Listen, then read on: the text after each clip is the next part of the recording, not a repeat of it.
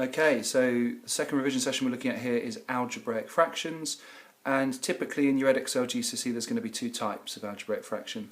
The first type we're going to look at here is where it's a single fraction, so there's no other fraction that's being asked to do something to. So we've just got a single fraction here with a numerator in algebraic terms and a denominator in algebraic terms, and that's exactly the same in the second question here and also in the third question here. The rule for these questions, really simple, and as long as you can do this concept you're going to be great with these, is the idea of factorizing.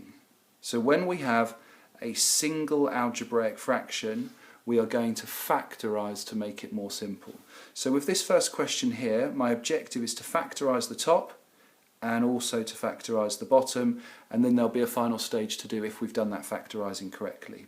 One of the challenges you're going to have with factorizing, and we can look separately at the concept of factorizing, is whether we're factorizing a linear expression, so it's going into one bracket, or we're factorizing a quadratic expression, so it's going into two brackets.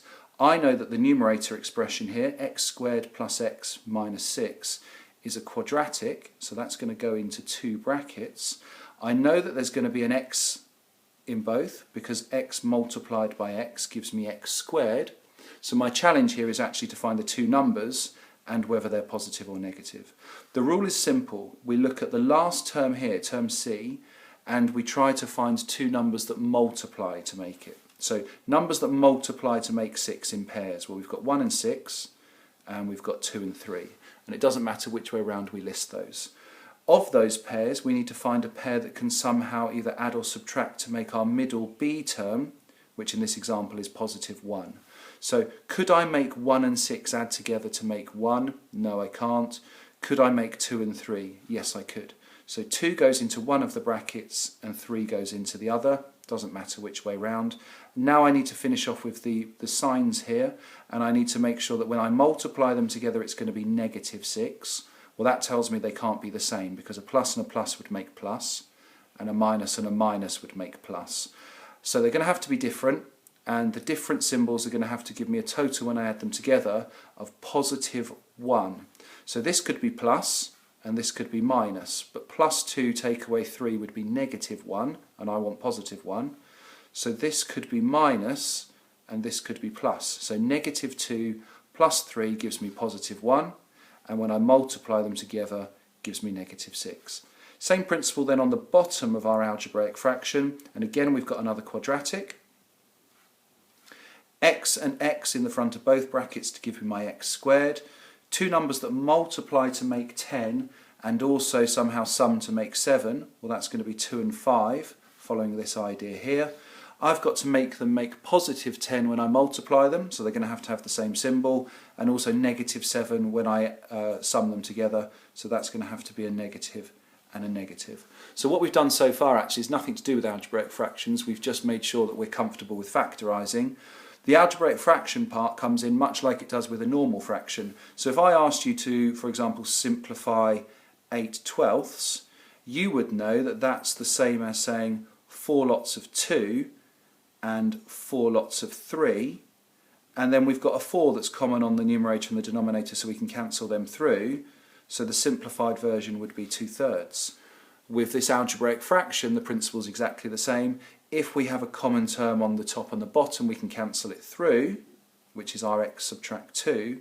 So our final answer would be x plus 3, doesn't matter whether you put it into brackets or leave it out, over x subtract 5. Again, doesn't matter about the brackets. Let's have a look at the second question then. Same principle. We're going to factorize the numerator. So we've got a quadratic again. X and x gives me my x squared. Two numbers that multiply to make 15 and sum to make 8. Well, that's going to be 3 and 5. They've got to give me positive 15 when I multiply, so they're going to have the same symbol, and negative 8 when I sum them, so they're both going to be negative. And then again on the bottom, let's factorize. This time, however, we've got a coefficient of x squared that's greater than 1, so there's a number here which is 2x squared. So that means we've got a slightly more complex way of factorizing it, which a teacher should have showed you. So, step 1, the a value here, which is 2, multiplied by the c value here, which is 15. So 2 lots of 15, which is 30.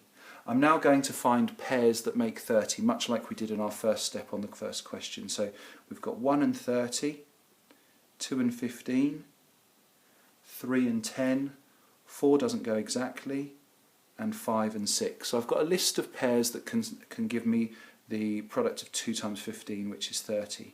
I then need to, much like the step on the other question, the more simple one, find a pair that can give me my middle term, which is 7 in this example. And that pair is going to be 3 and 10. So what I now do is I take my original expression, which was 2x squared minus 7x minus 15, and I decompose that. I break it back into the 4 terms that it originally would have existed as. So I've still got 2x squared, but in the middle here, instead of minus 7x, I'm now going to have a 3x and a 10x. I've got to make sure they make negative 7 overall, so that's going to be plus 3x minus 10x, and I've still got my minus 15. I'm then going to split this into 2 simple expressions here, both linear, and I'm going to factorise both sides. Always looking for the largest factor, so we're going to fully factorise. So the biggest term that goes into this and also into this is just an x, so I'm left with 2x plus 3. And then on the right hand side, completely separate for now, biggest factor that goes into this and into this is negative 5. So negative 5 times something will give me negative 10x, well that's 2x, and negative 5 times something gives me negative 15, well that's going to be plus 3. So good check here, if you've done it right, the bracket should be the same on both sides, which it is.